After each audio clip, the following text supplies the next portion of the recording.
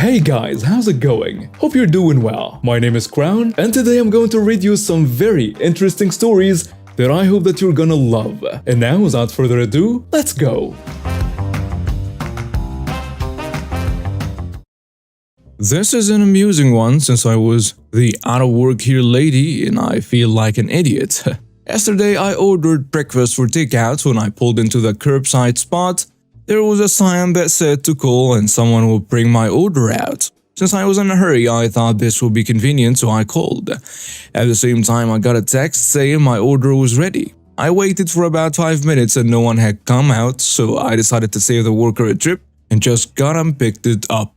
Note, I'm never ever rude to workers unless they are rude to me first, and in this case, no one was directly rude, but they weren't helpful either. I walked in and went to the takeout counter. I waited a few minutes, but no one came. There is another counter before that where the hostess stands, and there was a girl in a pair of khakis and a ripped polo standing behind the counter. That was a restaurant's uniform and she was behind the counter.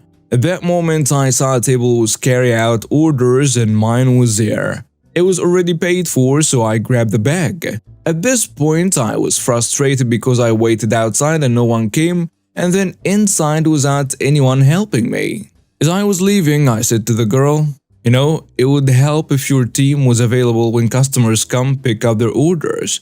She looked at me and said, "Ma'am, I don't work here." I immediately felt awful. I apologized profusely and said I mistook her for an employee because she was wearing a similar outfit and behind the counter. She didn't seem amused and just said that she was back there because there was a stool and she wanted to sit down. I laughed and told her she really fooled me. She then moved the stool and said I wasn't the first one to say something to her, but it made her never want to work there because the staff didn't seem to be helping anyone. My family owns a few cabins up in Michigan that we rent out throughout the year. We have one that is our main one. It's on a lake, perched on a hill, so you can see it from far away. My siblings and I all have kids now and are all in our 30s. So someone is usually up there from April through November with maybe a few empty weekends here and there. Our neighbor on the bottom of the hill suck. They are a couple from out west who ripped down the two old cottages on a land they bought and built an ugly modern-looking home that would fit in a large city rather on a lake. The bad thing about building such a large home is the lack of yard space, and they love to cry to us about how their kids have no backyard, and if we could sell some of our yard to them, it would be great. Well, we love our yard. It's big enough that we had 2 weddings there. Can have a full family reunion with 100 plus people and still have room to play cornhole or other yard games without being in a way. So every time this family has asked to purchase a part of it, we say no. We do have an old chicken wire fence between the properties and we have grass, whereas they have just a forest floor around their home. So it's really easy to see where the 2 properties stop. So just last weekend, my dad got a call from one of our other neighbors. They saw the bad neighbor up on a hill walking around our cabin with a few other people she did not recognize. So my dad did what every homeowner would do and called the cops. He is drinking buddies with a few of them during the warmer months, so they were out to go check the place out really quick. Now this part is all from the cop my dad is friends with. Turns out when they got there, the bad neighbor was walking around with her friends trying to set up a kids' outdoor winter park in the snow. The cops asked if she had permission and she lied to their faces, saying she was in the process of closing on a land and that she's ripping the cabin down to turn it into a small snow park for the area. Well, the cops told her that she was trespassing, that they were called here by the owner who they were friends with. I guess the bad neighbor got really quiet and started to try and walk away, but was arrested along with her friends for trespassing.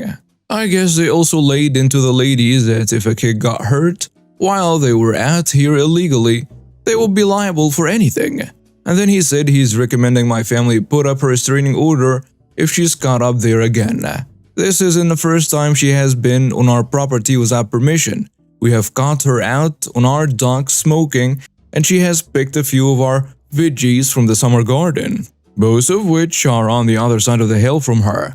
We're going up there once it gets warm enough to install more cameras, as right now we only have ones above the doors and garages. A little backstory: my family is a bunch of nerds. Whenever we head out of the house and there is a nearby library or bookstore, we usually go inside and check out books and art stuff. But we were well-rounded nerds because not only did we like books, we were pretty athletic. My maternal grandfather was in the military, my father was a varsity volleyball player, and my mom loved playing basketball. So to keep in touch with the athletic side, my parents enrolled my sister and I to a karate class. Despite both of us being overweight for our ages, this bit is important later on, so keep this in mind. So when I was around 5 years old, this was like 12 years ago, so my memory is kinda blurry, my family and I went out to have some dinner. My younger sister and I pointed to a bookstore and asked if we could go in, and they allowed us. My parents let my sister and I run off towards the kid book sections. You know, Geronimo Stilton and the like, which was on the other side of the floor we were in. So we were doing our thing, reading, gathering a small stack of books and stuff when this big 10-year-old boy came up to us. My sister was very shy and very paranoid of strangers. She didn't speak and just had this worried look on her face. But I, on the other hand, liked making friends. So I thought that he wanted to do such. I said hi and stuff, you know, little girl things. And then, I don't exactly remember, he started making fun of us. It wasn't like an annoying kind of taunting yet, just saying that we were nerds and stuff about enjoying reading. I don't know why he did this, he's probably insecure or entitled, but whatever. I was a pretty sensitive kid, so I didn't take that too kindly. I told him the benefits of reading: makes you smart, expands your grammar, though then I think I worded it as it teaches you new words and how my sis and I are not nerds, but he just kept going and going, eventually getting more annoying and more offensive as he went. Then he started commenting on my weight and calling me ugly, and that's when I broke down. I started tearing up, calling him out for his bullying. I specifically remember telling him, "You're the ugly one. You're ugly on the inside and will show on the outside. The only beautiful person has a heart of gold." Yeah, very deep for a 5-year-old. Honestly, I was just parroting what my mom and preschool teachers taught me. Anyways, he just continued to laugh and point out at me. And when I had enough, I ran away crying. Mind you, my sister witnessed the whole thing but was too afraid to say anything. Yet, this is the revenge part. Now, my mom taught my sister and me that there are only two of us, telling us that we only have one sibling and that if we lose one another, we can never get her back. This caused my sister and me to have a strong bond. So when she saw me running away and crying, she saw red. I, for some reason, didn't run to my parents but hid in a corner near the area I left my sister and a bully in. I could see that area but couldn't hear anything. The bully moved on from me and moved on to my little sister. My sister's face was red and she was crying too. I felt so bad when I remembered what my mom said, so I stood up to defend her when the best thing happened. She yelled out something. I don't remember what she had said, but according to my dad, who was on his way to stop the whole thing, when he went over to check on us, she had said, "I know karate." And with that, she kicked and punched him hard in the face when the big bully doubled over to clutch his junior jewels. What makes this better is that he started to cry and he ran away, sobbing and red-faced, yelling, "I'm gonna tell on you to my mommy." My sister did not care, she was just seething. Just imagine a little 4-year-old girl dicking a boy who was twice her age in size and making him cry. I was shocked throughout the whole thing. I don't remember what happened after because my mom left my sister and me with my grandparents at the entrance of the bookstore, but apparently the parents of the bully were embarrassed and apologized for their son's behavior. Moral of the story: don't screw with my sister, and don't screw with quiet nerds. So this happened about a week ago and I honestly am still fuming from this. I'm not sure if this belongs in a subreddit, but here goes. First, a little backstory. I am a mixed ethnicity individual. I've been confused for many races over the course of my 29 years on this planet, but I'm literally Caucasian and African American. Usually it can be figured out, but the difference with me is my father is a Caucasian, so therefore my hair is straight. I am originally from Texas and I'm usually confused for being Mexican. But now I live in Massachusetts and I've never had an issue with anyone concerning my race until this day. Also, I am married to a Caucasian woman who had a child before we were married. His father is not in his life as much, and I took the responsibility because I love this woman and I love this little boy as if he were my own. He's 4 now, and I've been in his life since he was 1. Anyways, on to the story. My wife needed a few things from the grocery store and she needed to run a few more errands.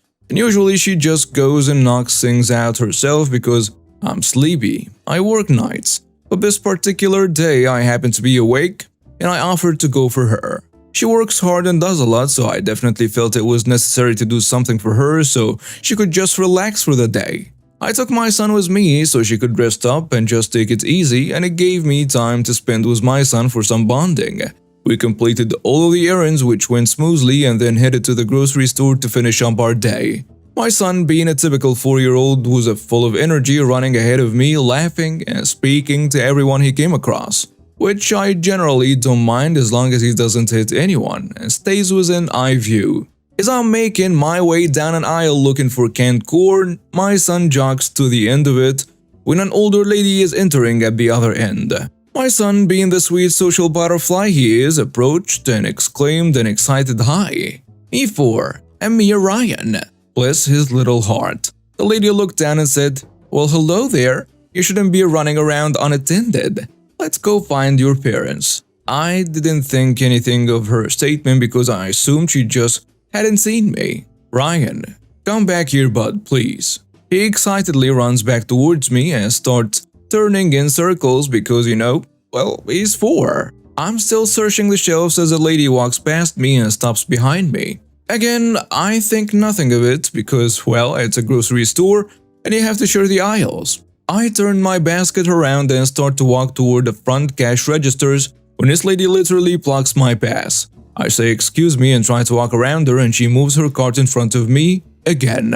I honestly thought she was just getting confused and said excuse me once again and tried one more time to go around, but she just blocks my pass. And then the following conversation ensues. I tell her, sorry about that, we will get out of your way." "Oh, I don't think so. You're not going anywhere with that child." "You mean my son?" "That's not your child. He's white and you're Mexican. You probably didn't even know his name until he said it to me." "Sure, whatever, lady. Can you just move? My wife is at home and anxiously awaiting us." "Stop your lies. You're not taking him anywhere, you pervert." This whole time my son is standing close to me holding my leg because he was honestly getting scared. I was getting angry because I hadn't had much sleep and I have a short fuse anyway. "Thanks, Dad." I tell her, as you can see he's standing close to me because he trusts me, and you're scaring him. So how about you buzz off? "No, he's scared because of you. He just doesn't know how to express it yet." She looks at my son. "Come on now, sweetie. I'm here to rescue you. Come with me." Thankfully, my son was able to communicate to her he wasn't going anywhere with her, but she was having none of it. She literally grabbed my son and began to run. It caught me off guard because I honestly couldn't fathom what was actually happening. My son starts screaming loudly because he was so scared. And this lady is just like, "Don't worry, sweetie. He won't hurt you, I promise." Suddenly, I snap back into reality, and I begin to chase after this crazy wench. While running through the store, I yell for people to stop her and that she's kidnapping my son, and thankfully a worker stops her before she makes the exit. "Why are you stopping me? This Mexican here is trying to kidnap my grandson." My son literally is bawling his eyes out and extending his arms out calling for me. This lady was relentless. I would not let go until my son, even after he slaps her face multiple times. I laughed a little, not gonna lie. At this point, the manager shows up and asks what's going on. The lady spoke before me. "This," pointing at me, "pervert is trying to kidnap my grandson and I was just trying to escape." "That's my son, you freaking psycho. Now let him go." The manager didn't know what to believe. I don't blame him, he was caught in a weird situation. So I pulled out my phone and showed him pictures of me and my son that dated a year or so back as a proof. This lady still would not give up and accused me of faking them. Like, how would you do that exactly? I'll never know, but whatever. Sadly, there were two other ladies there taking the psycho's side and said I was attempting to kidnap my own son because there was no way we were family because of our different skin tones. One even called the police, which I was actually happy about because I knew they would be able to review the security cameras. Even still, I called my wife to see if she could come to the store to get this situation cleared up quicker. As soon as I told her what was going on, she zoomed to the store. She got there about the same time as the police. The crazy ladies were giving their statement to the cops when my wife walked in. As soon as she walked in, my son went, "Mama, help!" My wife is a true mama bear and she immediately flew into a rage when she saw this lady holding my son. "Let him go now," she shouts. "Sorry, sweetie, I was just trying to protect him from this pervert over here." Another lady says, "Yeah, we saw him trying to kidnap him, but this lady saved him." The cops look at the lady and is confused. He says, "I thought this was your grandson." My wife says, "I have no idea who that lady is." She takes out her phone and shows the officer a picture of my mother-in-law. "Okay, I'm sorry, he is not my grandson, but I was only trying to protect him from this dirty pervert over here." "Yeah, I witnessed the whole thing. He snatched that child and tried to run away with him, but this lady stopped it." "Yeah, I saw it too. He needs to be arrested. And you," pointing to my wife, "should be thankful that this lady was here to save your son, because you obviously just let him loose wherever." "What are you talking about again?" my wife asks them. All three crazy ladies pointed at me. "Oh, you mean my husband?" "Husband?" "Yeah, who do you think called me and got me here so fast?" I presented my ID to the officer and the manager, and my wife did the same as well. We also each showed pictures of us on our phones to prove we were really a family. The cop nodded in approval and handed us our phones back and jotted down a few notes. The three ladies, for some reason, still kept trying to say this was all fake and my wife was in on the kidnapping, and said we needed to be arrested. My wife lost it at this point and let off some colorful words I won't repeat here, but she definitely got her point across. Then the nail in the coffin came from that psycho trio. The officer turned to the manager and asked, "Sir, do the cameras work here?" "Yes, we have them inside and out." "Okay, great. Let's go review." The three ladies' faces went pale, like ghostly pale. The officer reviewed the outside camera as I pulled into the parking lot and saw me take my son out of the car, and then as I went up and down the aisles. And most importantly, the instant the woman snatched up my son and began to run. Upon his return, he asks, "Would you like to press charges?" "Yes, I would." "Why would I be asking you that question? Shut your mouth and sit down." He turns to me and repeats the question. I tell him, "Absolutely." The lady was charged with attempted kidnapping, false imprisonment, providing a false police report, and child endangerment. The other two were also charged with providing a false police report as well. To make matters worse for Lady 1, my son bruises easily and she left some terrible spots on him from where she was grasping him. But he's fine. This added a charge of child abuse to her rap sheet. I have court later this year, but I'm not sure when because COVID. The officer will be following up with me in a few weeks. It was another day at our electronics store. I'm the assistant manager, and let me tell you, I thought I'd seen it all in retail, but this day was about to throw us a curveball that none of us saw coming. It was around 10 a.m. when he walked in, a tall guy, dressed in a fancy suit like he was off to some high-profile meeting. He made a beeline for the most expensive laptops we had and started examining them with an air of expertise. I've dealt with all kinds of customers, but something about this guy set off alarm bells in my head. "Can I help you find something specific, sir?" I asked, approaching him cautiously. He flashed a smile. "Yes, I'm looking for a high-end laptop, something top of the line. Money is no object." Now, in retail, you hear money is no object quite a bit, but rarely does it mean anything. This guy, though, he seemed like he meant it. So I started showing him our best models. After about an hour of back and forth, he picked out not one, but 5 of our most expensive laptops. I was stunned. That's easily over $15,000 in merchandise. As I started the paperwork, he casually mentioned that he would be paying with a check. A check? I repeated, surprised. We rarely dealt with checks for such large amounts. Yes, I find it more convenient for big purchases, he said smoothly. Something didn't feel right. I excused myself and went to find our general manager, Sarah. I explained the situation to her. Sarah raised an eyebrow. A check? Huh? Let's do some quick verification before we proceed. Sarah came out to meet the customer. He handed over his check with a confident smile. Sarah examined it and then politely asked for some ID. He handed over his driver's license. We went to the back office to verify the details, and the check seemed legit. But when Sarah called the bank, we discovered that the account had been flagged for suspicious activity. Red flag number 1. Then Sarah looked closer at the driver's license. Something was off about the photo. He pulled up an online database and found that the ID number belonged to someone else. Red flag number 2. We went back out to confront our guy. Sir, there's a problem with your check and ID. We need to clarify a few things, Sarah said firmly. His confidence faltered for a moment, but then he regained his composure. I assure you there must be some mistake. Everything is in order. But Sarah wasn't having it. I'm sorry, but we can't process this transaction. I'm going to have to ask you to leave. And that's when things escalated. He started yelling, claiming we were accusing him wrongly and threatening to sue the store. I was about to call security when he suddenly changed his tone. Okay, I'll leave. But Sarah ended up dialing 911. The police arrived within minutes. They listened to our story, checked the evidence, and then handcuffed the guy. The police later told us that this person was part of a larger fraud ring. Our store could have been a major hit for them. The aftermath of the incident was a whirlwind of paperwork and statements, but Sarah and I were rewarded. Our store implemented stricter policies for large transactions, especially involving checks.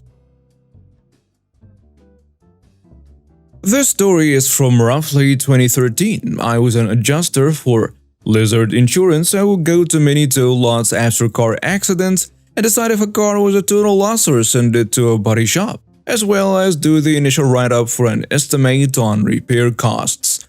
The tow lot I was at this day also worked with the state police and housed their overflow storage for anything deemed evidence and on hold from release. These vehicles were kept behind a locked gate inside the already fenced gated tow yard. I was there to do an appraisal on 2 vehicles that had been involved in a major accident.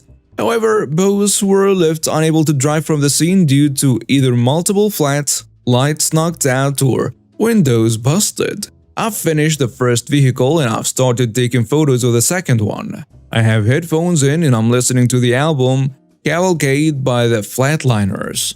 Anyhow, I see a woman, I guess around 50, walk up to the police evidence lot and the gate swings open out to the corner of my eye. Not paying much attention as the vehicles I was working with were on the same side of the lot but about 50 meters down from the evidence lot. As my back is turned to this woman, I will, from here on, refer to her as Karen. I take the last couple of photos I need. The last being a photograph of the VIN of the vehicle, which is located where the windshield meets the hood, almost on a dash through the windscreen. Hope this makes sense. Karen, out of literally nowhere, grabs both cables to my headphones from behind and rips them out of my ear. Excuse me, why there are 2 cars in front of mine so I cannot get it out? This lot would stack cars in 4 or 5 deep side by side and move them around with a small truck to release them. Please don't touch me, and I don't think you should be in here. You shouldn't be listening to music on a job anyway, or slacking off taking pictures of other people's belongings. You're probably back here stealing. I attempt to point at the Lizard Insurance logo on my blue jacket, but Karen continues on. Are you going to do your job or do I need to call the police because you're refusing to give me my property? Have you gone into the office at ABC Towing? No, I saw you here and you need to move these cars so I can get mine and leave. As Karen opens the door and gets into the first car and no one's blocking her, hey, no, you can't go in there, that's police evidence. I use my cell phone to call APC Towing and inform them. If you won't move these cars, then I will. Where are the keys?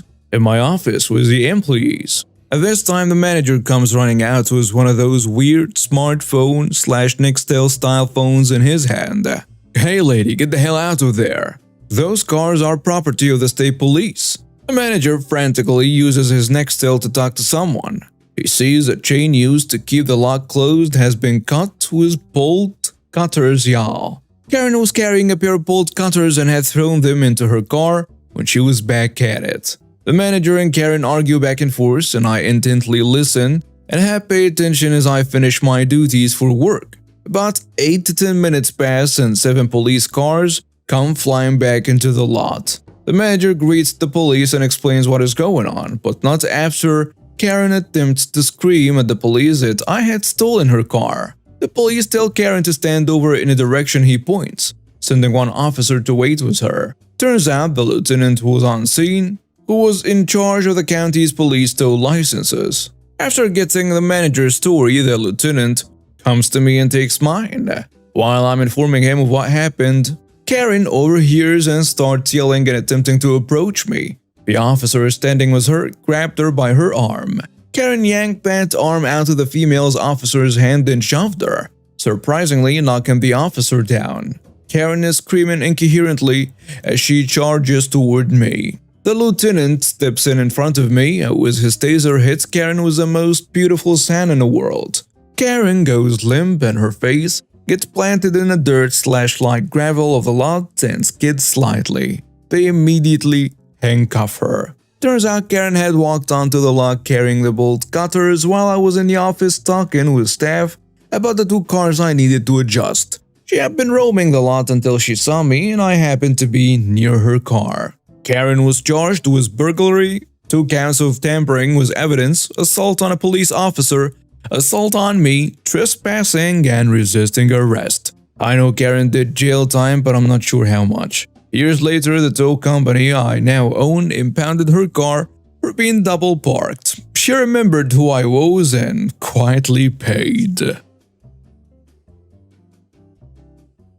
I am 30, male, and my wife, 29, female, gave birth to our first son, 5 days, male, recently. I would like to start by saying that I was very excited to have a baby, and I'm truly looking forward to being a father. My wife did not have any health complications or a particularly difficult birth, except for an ultra-long labor, like 27 hours total. She slept through a lot of it in the beginning, but as it got progressively worse, she started to get more uncomfortable. Since we had been in the room for a very long time, I had started to get antsy. We both played on a Nintendo in the beginning, but she didn't want to anymore as the labor progressed. About 23 hours in, I started to play online chess on my phone as I held her hand through her contractions. She was fine with it at first, but then she snapped at me and told me to put my phone away.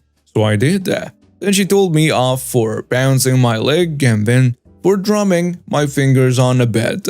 I told her to stop yelling at me and to tell me exactly what she wanted me to do, which was apparently the wrong thing to say because she told me to leave and send her father in instead. This really pissed me off, and I told her that I was not going to miss the birth of my child. She said she'd call me back when it was time, but I really needed to leave as I was getting on her last nerve. I went out where her parents were waiting and told her dad to go in.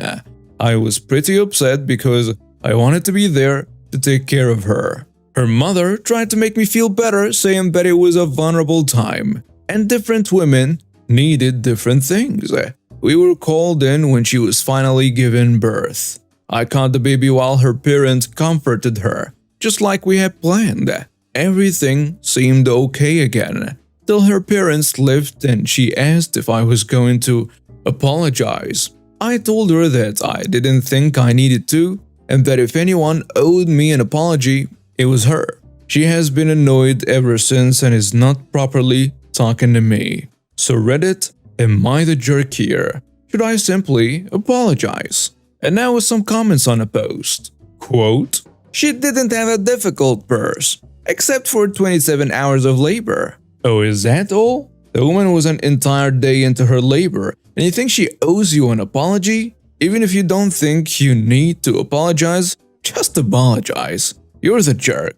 Another commenter adds, "You are the jerk, and you owe her the apology. You got upset because she wanted you to leave. You're already mentally checked out to play video games. When we women go into labor, there are contractions that are very painful. She can't say okay, no more contractions for a while because she wants a break. And having to go through this for 27 freaking hours is a lot for everyone. 27 hours of labor where her body is contracting to move a 6-pound or more human out of her body, on top of extreme pain of pushing the baby out. Meanwhile, you play on your freaking phone, then jiggle around, tapping finger. In my guess, more of being a big pain in the butt irritating the heck out of her because she wasn't accommodating you, but just walking into the hospital and just take a deep breath and plop that baby out so you can catch the baby. And if I'm not clear, you are the jerk. If your wife reads this, he really should do 2 hours of the labor simulator, just so he can have an idea of what you went through. And if you're dumb enough to think it was nothing, give him the full 27 hours. A third commenter goes with, "You're the jerk. She was in labor and in pain. The least you could have done is put your phone away and support her. She gave up on you and sent you out of the room and called in her father for support. Then you had the absolute nerve to be upset that she wanted someone in a room to support her? You should have stopped the phone and stopped fidgeting like a toddler when she needed your support. If you have done that, she never would have sent you away to begin with. You need to apologize big time. She had to give birth. The least you could have done was to be there for her and not play with your phone or tap your leg, making her even more uneasy." Note from OP, "I wasn't bored. I have ADHD and I was anxious."